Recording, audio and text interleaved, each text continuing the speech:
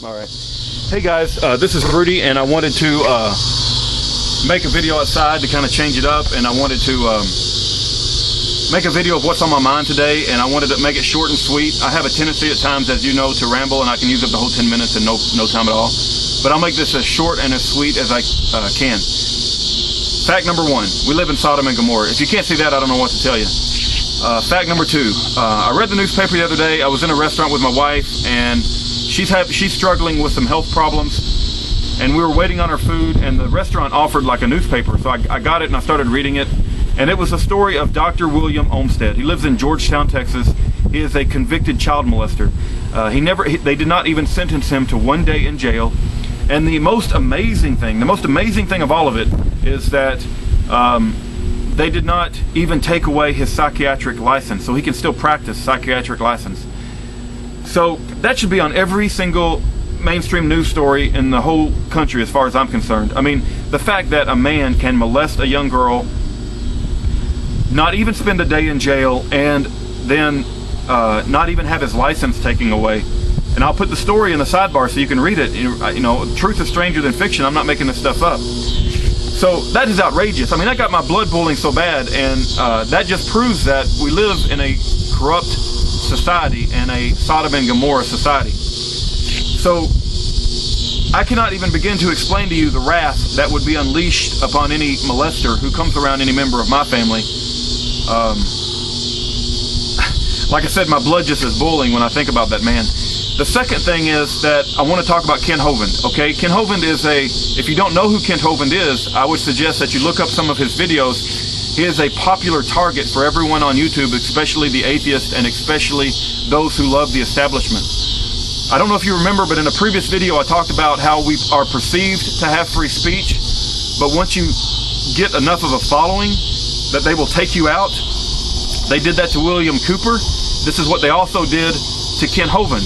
They didn't actually kill him, but they put him in jail for 10 years. And Kent Hovind, if you watch any of his videos, you can tell that he is a righteous man of God. You can tell that he was speaking out against the New World Order. He also was a young earth creationist, which that was against the anti-establishment as well. And no matter what your theory on evolution or what your belief on evolution, you have to be able to stand up, even if you're not a Christian, and say that we have the right to believe and we have the right to say what we want to say.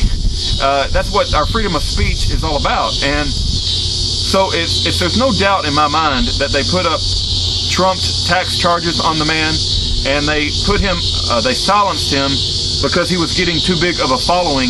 And I will say this, when I watch the videos of Kent Hovind, I have never seen ever a more articulate, a more eloquent, a more knowledgeable, a more just a professional speaker that knows how to talk about the issues and knows how to educate somebody on all of the different issues, whatever issue he happened to be talking about. So I am a huge fan of Kent Hovind, and I'm not ashamed to admit that.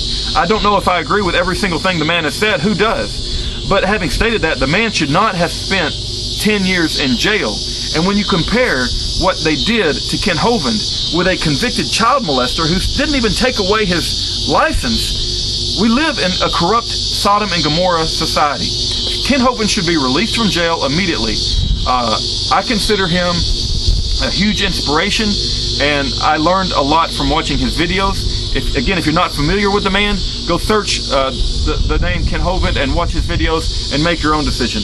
The last thing I want to say, and I wanted to bring to your attention, is if your conscience leads you to, I'm going to put a link in the sidebar for him as well, but please sign the petition and at least make known publicly your desire to have him released from jail. I would like to see millions of signatures on that petition. I think it's only up to 8,000 now, but there's no way that they can convince me that the government didn't do trumped up tax charges against him, and that he was silenced because he was speaking out against the New World Order and the establishment, and he had a huge following.